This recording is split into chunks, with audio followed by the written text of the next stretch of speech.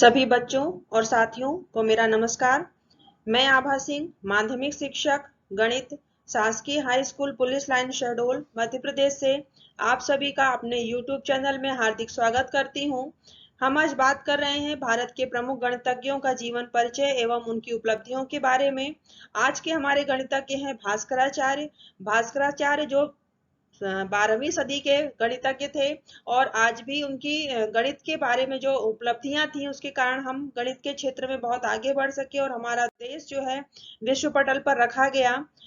भास्कराचार्य महान गणितज्ञ तो थे ही, साथ में एक महान खगोलविद एवं ज्योतिषाचार्य भी थे। ज्योतिषाचार्य के रूप में उनके आज भी जो कुछ श्लोक लिखे गए हैं वो पंचांग बनाने में और ज्योतिष के काम आता है।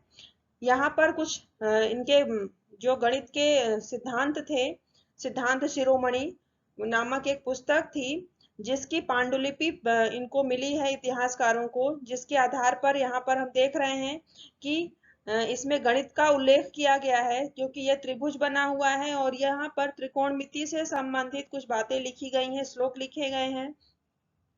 तो इनका भास्कराचार्य जी का गणित के क्षेत्र में बहुत महत्वपूर्ण योगदान रहा। आइए देखते हैं सबसे पहले इनका जीवन परिचय। भास्कराचार्य या भास्कर द्वितीय, हम बता दें आप सबको कि भास्कर नाम के दो व्यक्ति थे, एक भास्कर प्रथम और एक भास्कर द्वितीय। भास्कर प्रथम का योगदान अन्य क्षेत्रों में रहा है लेकिन गणित के क्षेत्र में उनका योगदान नहीं रहा है, इसलिए हम उनकी बात नहीं कर रहे हैं। हम भास्कर द्वितीय या भास्कराचार्य की बात कर रहे हैं। इनका जन्म ईस्वी सन 1114 में सह्याद्री क्षेत्र के बिजलबिड नामक स्थान पर शांडिल्य गोत्र के भट्ट परिवार में हुआ था। कुछ इतिहासकारों के अनुसार इनका जन्म कर्नाटक के बीजापुर में हुआ भी माना जाता है। इनके पिताजी का नाम महेश्वर भट्ट था, जो स्वयं भी गणित, वेद और अन्य शास्त्रों के अच्छे ज्ञाता थे और उन्हीं से उन्होंने गणित, ज्योतिष, वेद, काव्य, व्याकरण आदि की शिक्षा प्राप्त की थी। भास्कराचार्य की पुत्री का नाम लीलावती और पुत्र लक्ष्मीधर था। भास्कराचार्य का कार्य क्षेत्र उज्जैन माना जाता है। कुछ विद्वानों का मत है कि भास्कराचार्य उज्जैन स्थित ज्योतिषीय वेधशाला के प्रधान थे और वहीं पर रहकर उन्होंने अपने ग्रंथों का प्रणयन किया। भास्कराचार्य के देहांत के बारे में कोई स्पष्ट जानकारी नहीं मिलती। उन्होंने अपने ग्रंथ करण कुतूहल की रचना 69 वर्ष की आयु में 1183 ईस्वी में की थी। इससे स्पष्ट है कि भास्कराचार्य को लंबी आयु मिली और इतिहासकारों का ऐसा मानना है कि भास्कराचार्य की मृत्यु सन 1185 में हुई। भास्कराचार्य की कृतियां। भास्कराचार्य ने सिद्धांत शिरोमणि पुस्तक की रचना 36 वर्ष की आयु में 1150 में की। यह पुस्तक संस्कृत श्लोकों में 4 भागों में लिखी है, जो क्रम में इस प्रकार है। पाटीगणिताध्याय या लीलावती, लीलावती उन्होंने अपनी पुत्री के नाम पर इस पुस्तक का नाम रखा। दूसरा है बीज गणिताध्याय, इसमें बीज गणित का अध्ययन मिलता है हमें, ये दोनों। तीसरा ग्रह गणिताध्याय तथा चौथा है गोलाध्याय। इनमें से प्रथम 2 स्वतंत्र ग्रंथ हैं, लीलावती और बीजगणिताध्याय, और अंतिम 2 सिद्धांत शिरोमणि के नाम से प्रसिद्ध हैं। इसके अलावा करण कौतूहल और वासनाभ्यास, सिद्धांत शिरोमणि का भाष्य तथा भास्कर व्यवहार और भास्कर विवाह पटल नामक 2 छोटे ज्योतिष ग्रंथ इन्हीं के लिखे हुए हैं। इनके सिद्धांत शिरोमणि से ही भारतीय ज्योतिष शास्त्र का सम्यक तत्व माना जाता है। 69 वर्ष की आयु में उन्होंने अपनी द्वितीय पुस्तक करण कौतूहल लिखी। इस पुस्तक में खगोल विज्ञान की गणना है।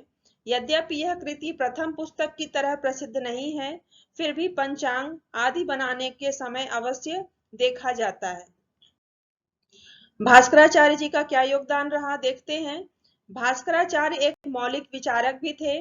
वह प्रथम गणितज्ञ थे जिन्होंने पूरे आत्मविश्वास के साथ कहा था कि कोई संख्या जब शून्य से विभक्त की जाती है तो अनंत हो जाती है। किसी संख्या और अनंत का जोड़ भी अनंत होता है। मतलब भास्कराचार्य वह पहले प्रथम गणितज्ञ थे जिन्होंने अनंत के बारे में बताया अपनी पुस्तक में। खगोलविद के रूप में भास्कर अपनी तात्कालिक गति की अवधारणा के लिए प्रसिद्ध हैं। इससे खगोल वैज्ञानिकों को ग्रहों की गति का सही पता लगाने में मदद मिलती है। बीजगणित में भास्कर ब्रह्मगुप्त को अपना गुरु मानते थे और उन्होंने ज्यादातर उनके काम को ही बढ़ाया। बीजगणित के एक समीकरण को हल करने में उन्होंने चक्रवाल का तरीका अपनाया, वह उनका एक महत्वपूर्ण योगदान है। 6 शताब्दियों के पश्चात यूरोपियन गणितज्ञों जैसे गेलोयस, यूलर और लैग्रैंज ने इस तरीके की फिर से खोज की और इनवर्स साइक्लिक कहकर पुकारा। बीजगणित में साइक्लिक पद्धति का प्रयोग होता है और उससे चक्रीय विधि से सवाल भी हल होते हैं। तो यह हमको भास्कराचार्य जी के कारण यह उपलब्धि हमें प्राप्त हुई। किसी गोलार्ध का क्षेत्र और आयतन निश्चित करने के लिए समाकलन गणित द्वारा निकालने का वर्णन भी पहली बार सिद्धांत शिरोमणि पुस्तक में मिलता है। अवकलन समाकलन ये गणित के महत्वपूर्ण क्षेत्र हैं जिसमें कि बच्चों को पढ़ाई भी करनी होती है। कक्षा 11वीं का ये सिलेबस है। तो समाकलन अवकलन इसमें भास्कराचार्य जी की पुस्तक में इसका उल्लेख अच्छे से मिलता है। इसमें त्रिकोणमिति के कुछ महत्वपूर्ण सूत्र, प्रमेय तथा क्रमचय और संचय का विवरण भी मिलता है। सर्वप्रथम इन्होंने ही अंकगणितीय क्रियाओं का अपरिमेय राशियों में प्रयोग किया। गणित को इनकी सर्वोत्तम देन चक्रीय विधि द्वारा आविष्कृत अनिश्चित, एक घातीय और वर्ग समीकरण के व्यापक हल हैं। उन्होंने बीजगणित पर, अंकगणित पर बहुत काम किया, वर्ग समीकरण पर भी काम किया, त्रिकोणमिति में काम किया, अवकलन समाकलन, क्रमचय समचय पर भी इन्होंने श्लोक लिखे। भास्कर को अवकल गणित का संस्थापक कह सकते हैं।